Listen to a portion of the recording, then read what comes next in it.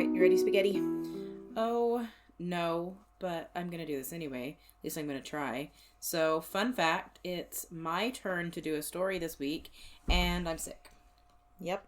And not only that, I don't know about where you people live, but it's like Dust Bowl 2025 over here. So we've been dealing with like hurricane force winds and blowing dirt. We've literally been wearing face masks in the house because we can't breathe the air. Yeah, it is real bad. Like, you just looked outside and it was just brown. The light coming in the windows was brown.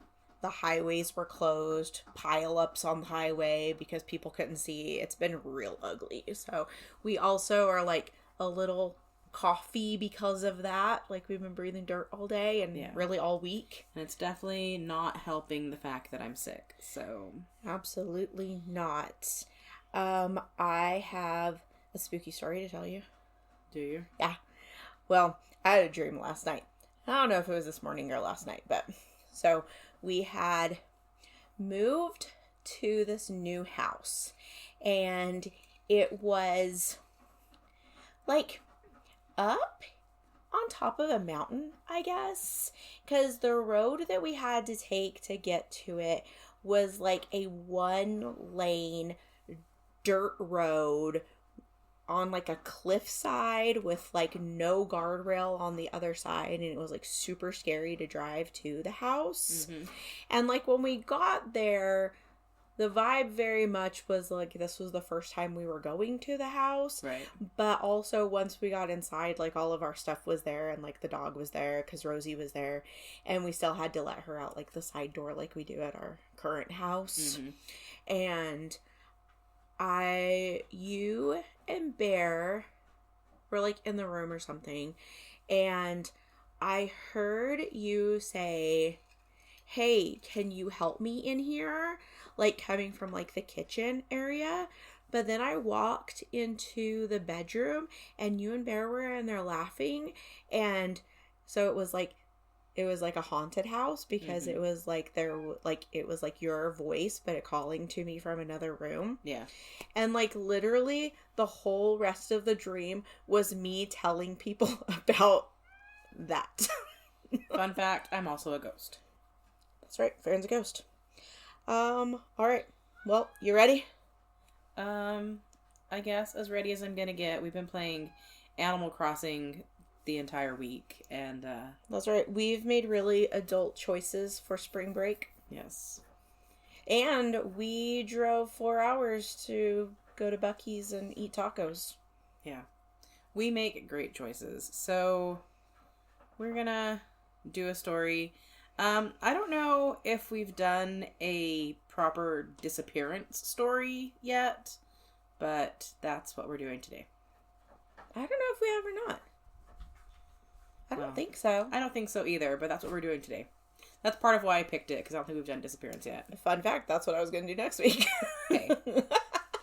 The more the merrier, I guess. Yeah. Okay. So, this is the disappearance of Skye Budnick. Never heard of this one. I heard this story maybe a year or two ago, and I think about it all the time. Yeah.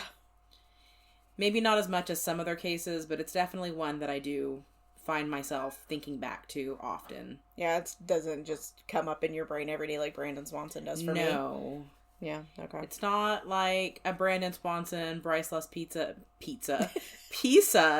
or Dylan Rounds sort of thing. Yeah. Where I'm just like baffled and furious, but I am baffled and furious. Like, well, I think that's a pretty normal reaction. Yeah. It really makes me feel some kind of way when people vanish and... Right, and there's no answers. Like, you don't even find a body. Like, they're just gone. Yeah. And, like, just some of the ones you hear about, you would think that, like, somebody would find them. Right. But I know that the world is vast and there are lots of places... Well... And that's part of the problem here, because it does involve the vastness of the world. Yeah. So, Skye Budnick was born February 22nd, 1987, in Southington, Connecticut, into a family of 5, including her mom, her dad, an older brother, and her older sister, Megan. I mentioned Megan by name because she has a podcast and a TikTok and all of that about the case. Oh, okay. Yeah. And that's where I got, at least where I fact-checked a lot of this information. So... Okay. So, Skye was described as being the child who didn't give her family any trouble and who they didn't have to worry about. Her whole family was pretty introverted. They preferred spending time at home instead of out in the world. They didn't even own cell phones. Okay. If they were put into unfamiliar situations, it would cause them a great deal of anxiety, especially the dad, who would even use GPS to get around the town he'd lived in for 40 years, which I can relate to. Yeah. I mean, like, usually when I use it around town, it's usually me trying to figure out what time I'm probably going to get there. With me, it's like if it's a street I'm unfamiliar with or whatever, like, I have to use my GPS. I can't just wing it. And so, I get it. But, so he would sort of do like a dry run of the route whenever he had to go places as well, like, to make sure he knew what it was going to be like to drive there. Oh, sure. And, like, what the parking is like that's definitely something that I do is, like, if I'm unsure about the parking somewhere, I will drive by there either days before if I know in advance or at least earlier the day of to see what the parking is like. Yeah, that, or, like, if it's an unfamiliar restaurant, like, looking up the menu online beforehand. I think that's very, like, a ADHD, anxiety kind of thing. And, like, that's a thing. Skye's sister Megan said that looking back, it's likely that the members of her family were all on the spectrum. Oh, yeah, that makes sense. She said that, you know, that included herself, that she was eventually late diagnosed with ADHD. And she was the most outgoing member of the family and kind of the troublemaker of the family, but she still can recognize those characteristics in herself. Right. But it's just like all of us when when TikTok blew up and we were like, maybe we all have ADHD. Yes. Maybe we're all ADHD, ADHD, you know. It's, yeah. But anyway, so this made it difficult for Skye to make a lot of friends. She wanted to have friends, however, but it seemed that because of being on the spectrum, that maybe she didn't understand social cues. Sometimes she was a little blunt about things that kind of put people off. She lacked the experience that many people have with forming friendships, and she was described as being very shy. Okay. So Skye was very interested in Japanese culture and anime and all of those things. And she even told her family that she wanted to visit Japan and eventually marry a Japanese guy. Her interest in all things Japanese did not help her struggle to make friends. Along with the previously mentioned difficulty in finding and making lasting friendships, she found it difficult to find peers who were interested in the same things that she was. Yeah, well, and what year was this? She was born in 1987, so she's about my age, so... Yeah, because, like, now, like, Japanese culture and, like, Asian culture is... It's much more mainstream than it was, like, when I was in middle school. Right. It was kind of considered kind of cringe back then, and only very, like, fringe people were into it. And so she couldn't find people her age that liked this stuff. Right. And so that didn't help her, you know, form friendships. But at the time of this story, Skye was a 21-year-old college student studying at Central Connecticut State University. Among her other classes, she was studying, like, international business or something like that. But among that, she was studying Japanese. Okay. She wanted to be able to study abroad in Japan. So she was learning how to speak the language. Good plan. But mostly she wanted to be immersed in it and have the opportunity to study abroad, but she, unknown to her family, was failing all of her classes. Oh, yeah. We know somebody like that. Yeah. So she had made some friends with similar interests in college, though, and her sister recalls that Skye had a hard time making connections with them and letting them in and really getting to know her. But on March 31st, 2008, she told her mom that she was going to go have a sleepover at her friend's dorm for a few days. By April 3rd, her family had not heard from her. Trying to be respectful of her boundaries, since Skye was an adult, her mom decided not to call her friends and see where she was and give her that night to return. Mom would have already had the police looking for us. True, but also, they were going through some stuff. Megan's sister had come down with, like, a sudden illness. Okay. And so Skye's sister, had come down with a sudden illness. And so they were in and out of the hospital with Megan. Okay. And so they didn't know at first if they were just, like, missing her at the house or if she was still gone. True, and they didn't have cell phones. So, right. Yeah. Okay. So by the 3rd, they were just like, has anybody seen Skye? Mm-hmm. How many days has this been? Since March 31st. So it's been about 3-4 days. 4 days, yeah. Okay. Let's see. The next day, Skye was still nowhere to be found, so her mother called her friends to ask about her whereabouts. Her friends told Skye that she had not been there, and that they had never had plans for a sleepover, and maybe she had been confused and Skye had plans with another friend. She gave her the number of a few other people she could call, but no one had seen Skye. At this point, Skye's family began to worry. Skye did not usually spend a lot of time away from home, and no one knew where she was. Skye's mom was understandably concerned, so she left work and called the police to file a missing persons report. Yeah, well, I mean, at that point, what else would you do? Like, if you hadn't seen your kid that you kept in regular contact with. Right, and all of her friends days. haven't seen her, and the people that you thought that she was with haven't seen her for days. Yeah.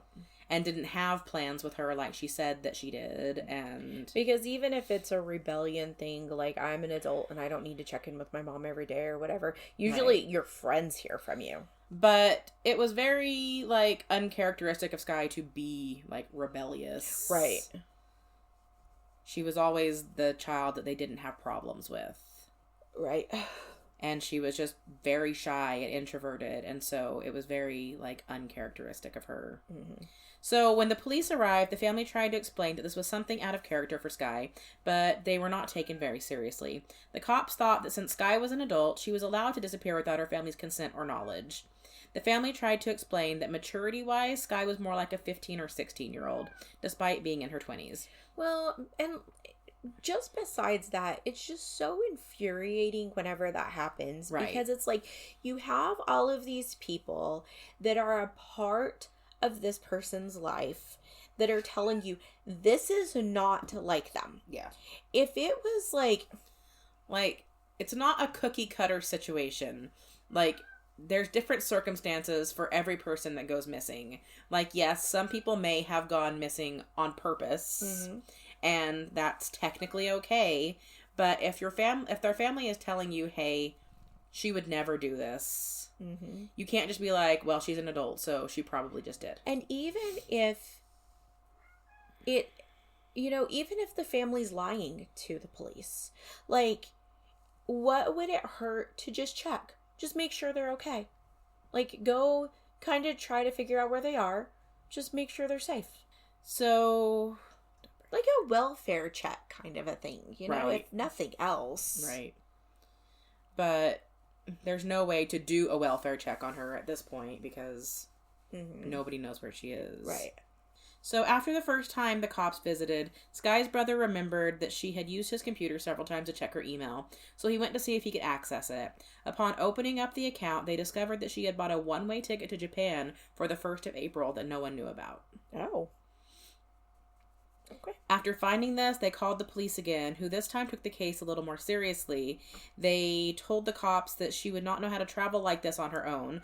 In fact, her older sister Megan had taken her to New York a few times for different things that she wanted to do, but she really didn't know how to do it alone.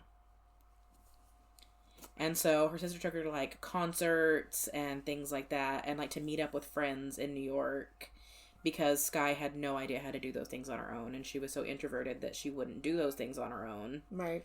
And so they didn't know how or why she would take a trip to Japan without telling anybody. She took a leap.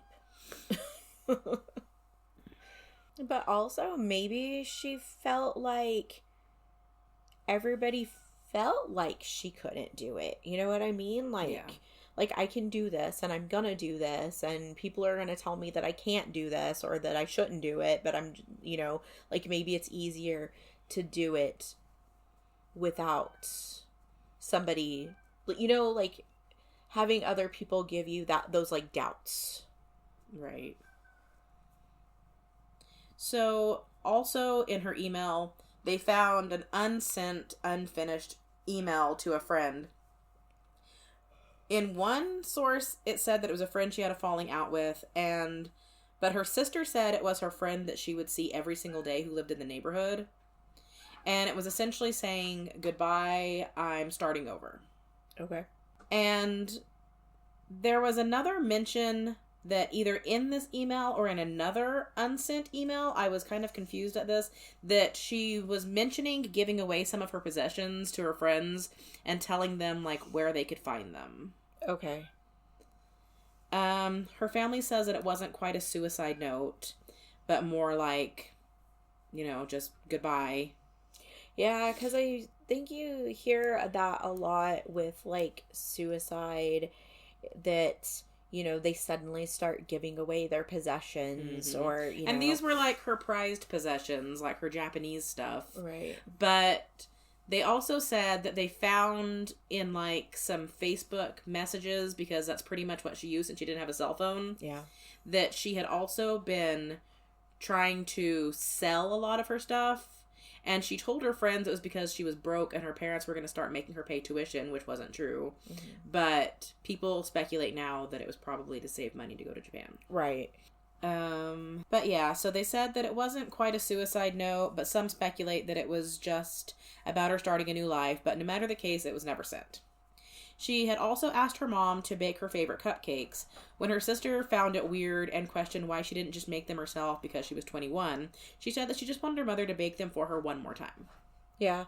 Well, and I get that a little bit. I mean, not necessarily just one more time, but, like, I know there are things that I can make that, like, it's just nice when mom makes it. Mm-hmm. But yeah, she had told her sister that she just wanted mom to make them once more or one more time, or... Yeah. I've seen sources say that she had chronic depression. Even her sister said that the whole family was kind of depressed and anxious. Mm-hmm. And so it was pretty normal for them to go through, like, ups and downs with their mental health. Mm-hmm. And one source that I saw, though I don't know how much validity there is to it, mentioned that she had wanted to go to Japan, to kill herself. Mm. But I don't know where that came from because I couldn't find it literally anywhere else. Yeah. I wonder if somebody just knew about, like, the Japanese suicide forest or something, and well, then, like, that just comes up later as well. Conclusion. Yeah. But yeah. But the depression definitely was something that, like I said, even her sister talked about. There were, however, I listened to an episode of Megan LeBron's podcast where she was reading Facebook messages between Skye and her friends. Mm-hmm. And she was reading messages between her and, like, her really good friend. And she did mention that she was either afraid or she wanted to kill herself. Like, afraid that she was going to, or afraid because she wanted to. I can't remember exactly how it was worded. Right. But her friend, was like, you have reasons to live. I know it sounds cheesy, but people love you and you have reasons to stay alive, so don't do anything drastic. Right. So, given this information, the cops suggested that the family go to the airport and look for Skye's car. They were able to find it, but there was no sign of a struggle or anything that would alarm them. They noted that really the only thing left behind was her jacket. The family was not given instructions not to touch anything, so they took the car home. Skye's sister Megan said that the cops never even processed the vehicle. Well, because she's a grown-up and she can leave if she wants to. Mm-hmm.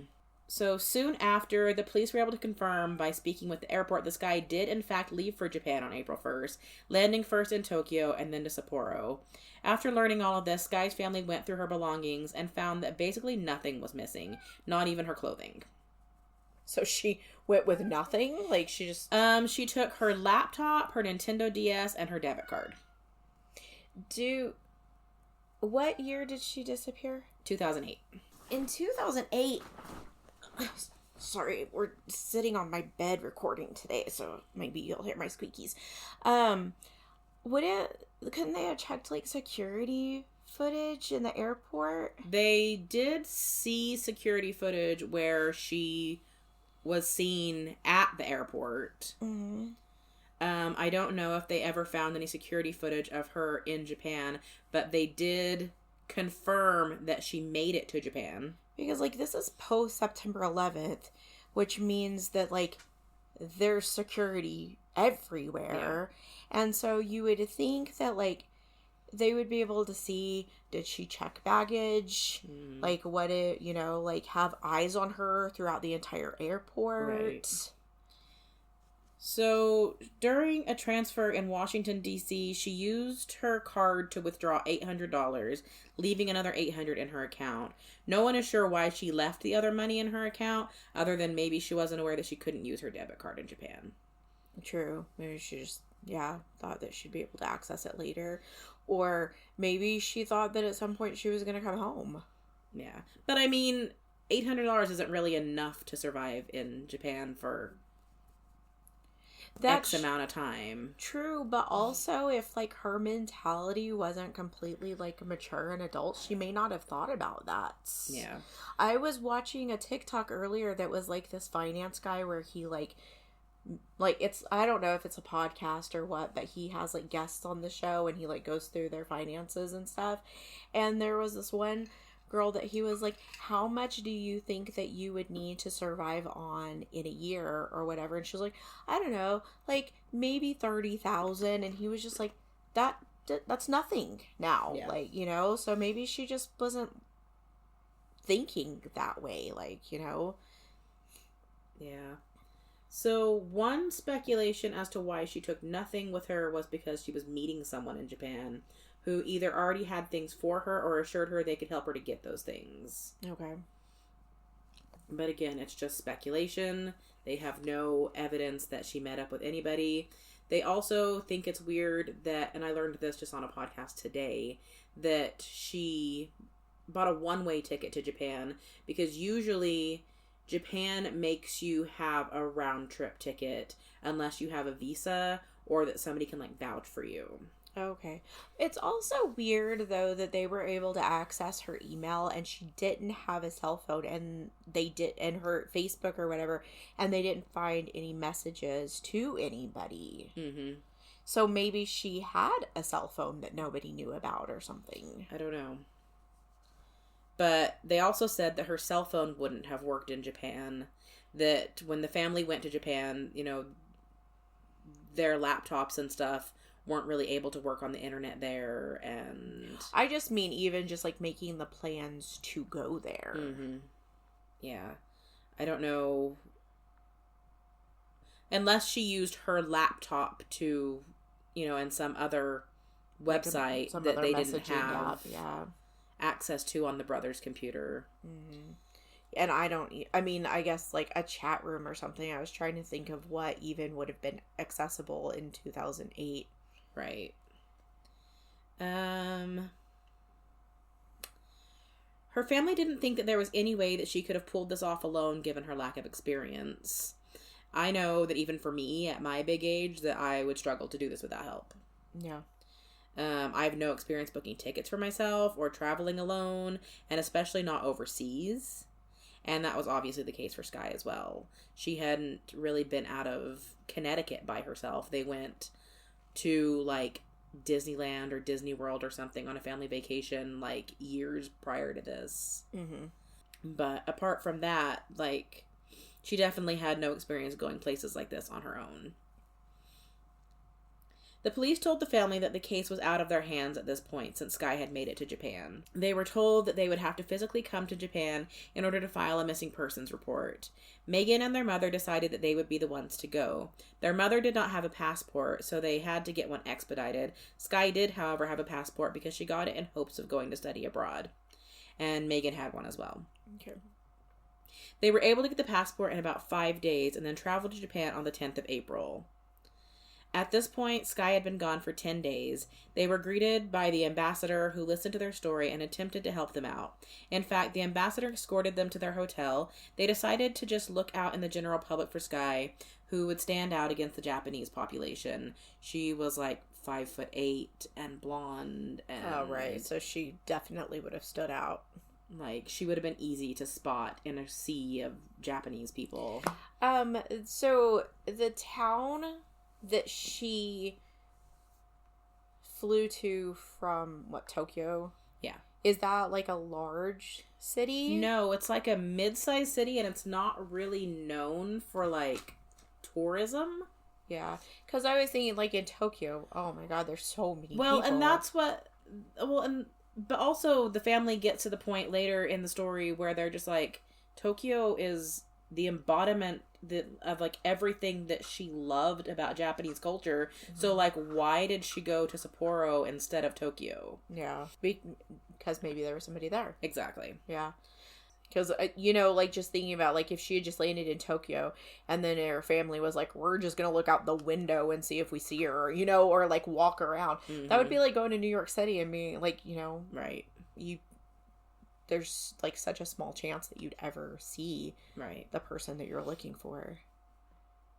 So, they got to Japan on a Thursday and they went to the embassy on Friday. The embassy closes over the weekend. And so, since they were going to be closed and couldn't really do anything for them that weekend, they printed out these flyers that were both in Japanese and in English that had Skye's picture on them. And they also printed out a script that was in Japanese and English and told them to basically just go out and, like, hand these out in the street. Yeah. So, that's what they did. But this did not end up being as helpful as Megan and her mom hoped. As they stood on the streets attempting to hand out flyers to passers-by, Skye's mother was understandably tearing up. The people who passed them would not even take the flyers. They were uncomfortable with the scene, and they did not want to get involved. Like, for the Japanese people, taking something from somebody is like taking on the responsibility.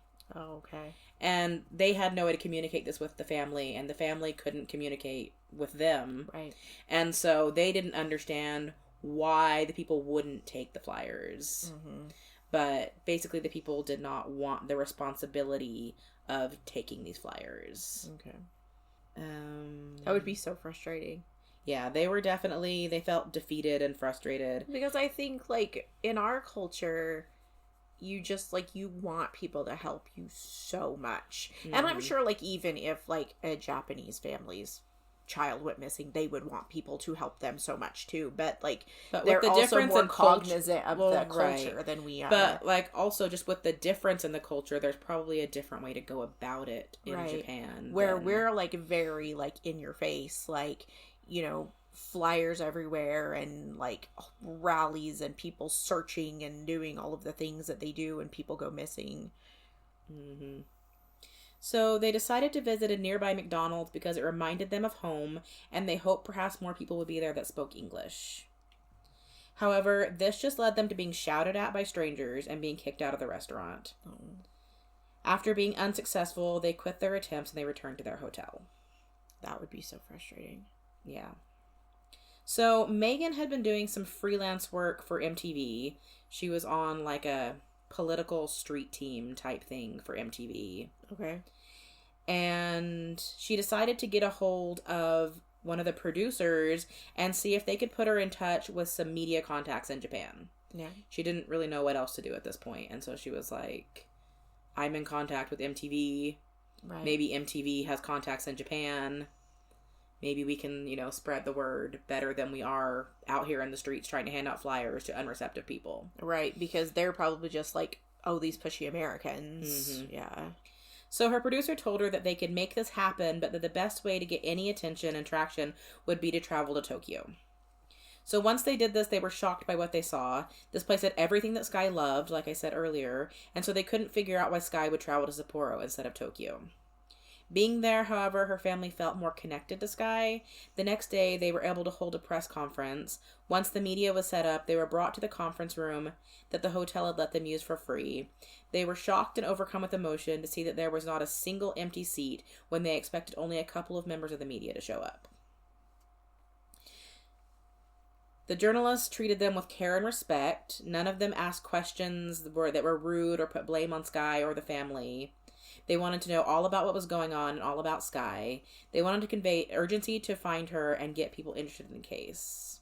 Yeah, and probably also Tokyo being like a bigger city, like I guess the biggest city, they probably have more of like an understanding of Western culture than like another like smaller and that's what city. even the family said. It was more westernized, and so there were more people there that did speak English. And so like with the amount of Japanese that Skye could speak, they thought that if she had gone to Tokyo instead, she would have been able to speak English and Japanese and people would still understand her. Right. Okay. But they, like I said, they don't know why she went to Sapporo instead of Tokyo, but being in Tokyo, they were starting to realize like why Skye loved Japanese culture so much. Mm-hmm. You know, they didn't really have much to do while they were waiting on the press conference, so they, you know, tried to make the best of it, and they did some sightseeing because, you know, they were there, and they're like, you know, that might seem kind of crass or whatever, but, you know, we're stuck here and all we're doing is waiting, and we don't just want to, you know, sit at the hotel and think about this horrible situation that we're in. That makes sense. So Skye's mom and sister returned to Sapporo on the 14th. And learned that there had been 4 sightings of Skye thanks to the media attention. 2 of them were sightings of employees at 2 different inns in, hold on, I have to try to remember how to pronounce this, Noboribetsu. Okay. I think I'm pronouncing that properly. On the 10th, which this part really bothers me because the 10th is the day that her family arrived in Japan. Mm-hmm. And the last time anybody saw her was on the 10th. Yeah.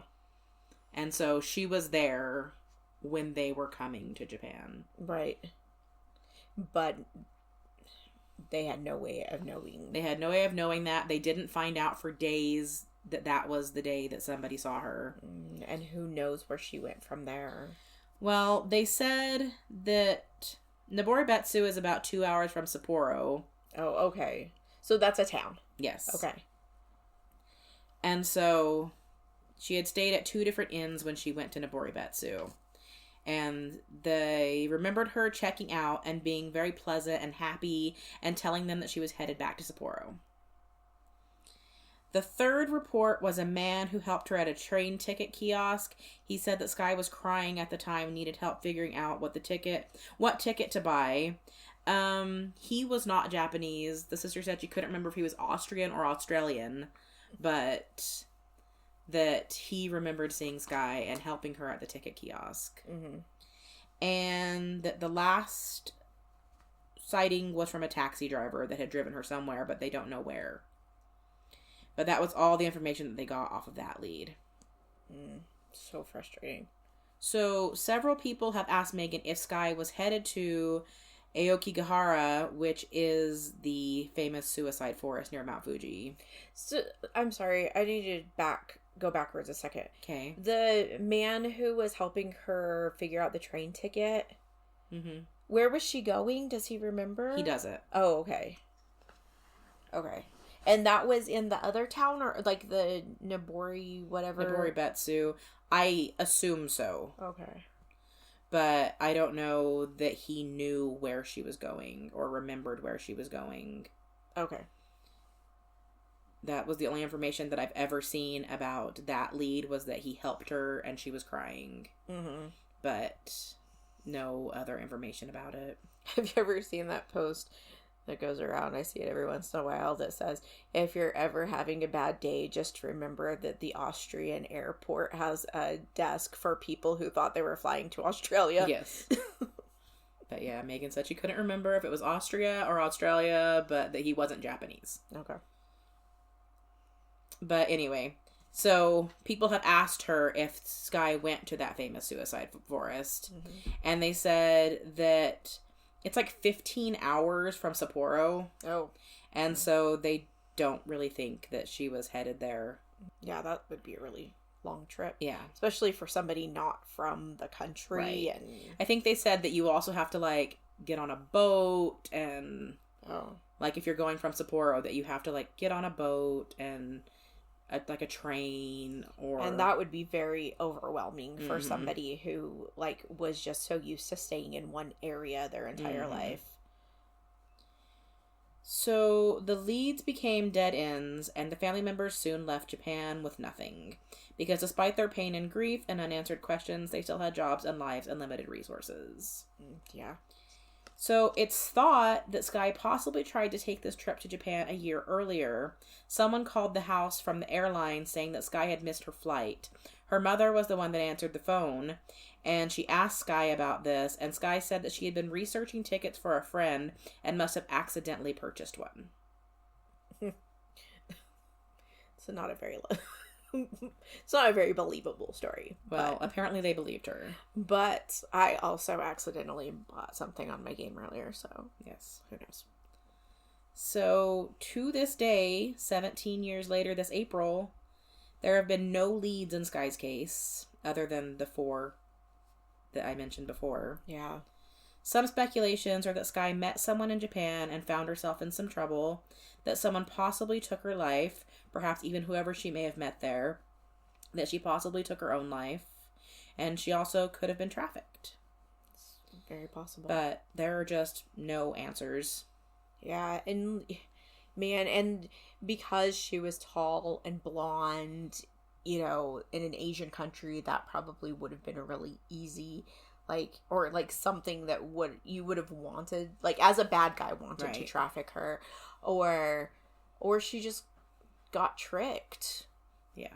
And even if she had, you know, taken her own life, I mean, that also could have just been like because she got tricked. And like her sister tries to think that, you know, she does, you know, entertain the idea that maybe she could have taken her own life, but that she just doesn't see why she would, because she was going somewhere she had dreamed of going her whole life. And, you know, she had 18 hours on a plane with her thoughts, where even if she had intended to go to Japan and kill herself, that she can't imagine after sitting there for 18 hours that she still would have been like, okay, I'm going to do this. Like, she had all this time to talk herself out of it. Right. The only thing I can say about that is, like I said a second ago, is like if somebody had lured her there under false pretenses, you know, like come here and, you know, you'll have a great life or whatever, and then it worked out that like that person tricked her or whatever, that might have been just very like so overwhelming and just like, I don't know what to do now. Yeah. Like I don't know that I can go home now after I just left without telling anybody. And I, you know, and it just could have been too much. Yeah. Her sister, I mean, obviously, her sister definitely hopes that she just started a new life. And Sure. And even if she didn't stay in Japan, like went somewhere else and somewhere where she didn't stand out so much, and so people just don't notice her as much as they would in a small Japanese town or whatever. Yeah, she said that if she could say anything to Skye, she would want her just to know that it's okay to make contact with them. That, you know, everything is fine, and they just want to know that she's okay. So, Skye's sister, Megan LeBron, has a TikTok under that name, and a podcast called Surviving Skye, which I listened to several episodes of when I was writing this, and she gives very detailed information and answers a lot of questions, especially like the ones that she gets from TikTok. Yeah. She has long conversations like with her mom on there. She talks about her journey through therapy since this happened. You know, she's been diagnosed with PTSD since. Oh, I imagine so. Yeah. But yeah, so if you have any information about the disappearance of Skye Budnick, you can go to Megan's website, survivingskye.com, and, you know, give them whatever kind of leads you may have. They're worried that the reason they got the 4 leads that they did get were because they were more like professional leads, like people at businesses. Right. And that there probably were just independent citizens who saw her but don't necessarily want to get involved. Yeah. That's such a shame. Yeah. And it's, like, when there's no, like, resolution, like, it's just so frustrating. Yeah. It's like the one we were listening to the other day when we were driving the Springfield 3, like, how did these people just disappear off the face of the earth? And, like, in that one, I mean, I'm not saying this one is better than the other one or anything, but, like, in that case, it was 3 women. Yeah. Who just disappeared out of their house in the middle of the night and nobody knows anything. Mm-hmm. I mean, she traveled to a foreign country and, you know, she might just be bopping around somewhere, you know, and just but the vastness of the world. They just think it's so hard with the fact that it's been 17 years without any, like, sightings being reported. Yeah. Without any form of contact from her if she's still out there. Mm-hmm. But no one has ever found a body. They said that, you know, they did flyovers and stuff like that, and they found dead bodies, but none of them were Skye. And yeah. Yeah. Disappearances are so frustrating. Because, I mean, if somebody is murdered or, you know, whatever, you at least, I guess, have, like, the knowledge that you know what happened to them. I mean, and even if you don't know who killed them or why they killed them, you at least know the outcome. Right. And in cases like this, it's just suddenly they're, you know, one day they're in your life and then suddenly they're gone and you have nothing. You have no answers. You have no closure. Right. You just don't know. And so that's what I was saying at the beginning. Like, I really hate disappear without a trace cases because, you know, they just make me feel so, you know, chilled to the bone, basically, because it's just like, they have to be somewhere. Right. I mean, and you, like, feel so helpless because it's like, and I mean, like, especially their family, like, they must feel just so very helpless. Yeah, Megan was saying that, like, to this day, her dad still won't talk about it. Yeah. And that she's the only one in the family that got therapy. Yeah. And... well, her parents are probably the same age as our parents, and that just isn't acceptable in that generation, too. So, it's just, yeah. Well, I'm sorry for her family. Yeah. Was it, you said survivingskye.com? Yeah. SKYE. That's what I was about to ask. All right. Well, thanks for bumming us all out. Yeah, you're welcome. We're not going to let you tell stories anymore. Yes, because yours are so upbeat and happy. Mine are the best, actually. Yours are just happy little tales with great outcomes every time. Every time a happy ending. Well, all right. Got anything else? No, I got a headache and I'm gonna go probably play some more Animal Crossing. Well, you've got to chop some trees and catch some bees. Is that what he says? Yeah. Okay. I always say it backwards, so then when I say it right, it sounds wrong. Pack snacks and make tracks. That's right. All right. Well, go find you some happy little characters so you can not be so bummed out now. Right. Try to bring back some joy. Well, you know what's funny is that game came out right as COVID was starting. And so it got really popular because everybody was, like, living vicariously through their characters. I remember even Danny Trejo was playing it. Yes. Like, Elijah Wood was playing it. Mm-hmm. John Mayer was playing it. Yeah. But I think, like, now, like, maybe it should be making a comeback, too, just because we're all living through a new disaster. And so, yeah. Live vicariously through our little islands again. Try to dissociate from the state of the world. Yeah. Well, remember, you can find us on social media at Twisted and Mysterious, or email us at twistedandmysteriousPodcast@gmail.com. Sorry, I forgot what I was saying for a second. The cat is trying to break into the room and is distracting me. All right. We're always looking for suggestions for episodes and listener tales and all that. We would really like it if you guys sent things like that in to us. And other than that, remember that people are gross and don't get murdered. Yeah. All right. See you next week. Bye. Bye.